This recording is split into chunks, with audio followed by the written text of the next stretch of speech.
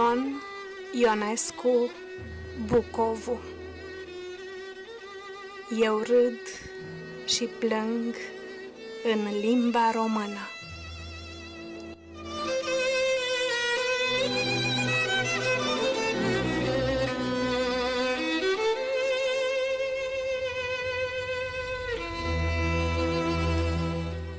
Nu pot plânge și nu pot râde decât în limba română.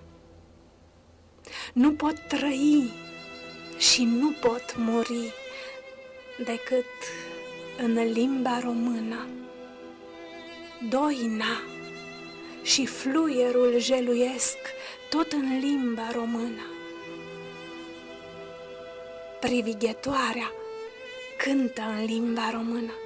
Lucrurile și durerile le spunem în limba română. Ura și dragostea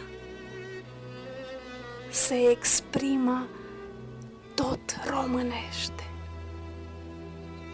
Limba română e leagănul meu, patul meu de dor și de suferință. Când am spus primul te iubesc, l-am spus tot în limba română. Toți munții aceștia, toate râurile, toate văile și câmpia, cerul și orizontul vorbesc tot în limba română. Limba română sunt bunicii și străbunicii. Limba română e tata și mama. Limba română sunt copiii și nepoții. Limba română e veche cât veacul. În ea a vorbit și getul și dacul.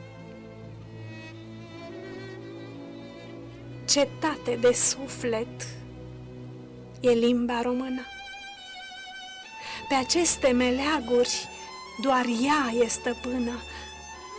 Noi trecem prin viață ca frunzele în vânt. Regină e limba acestui pământ.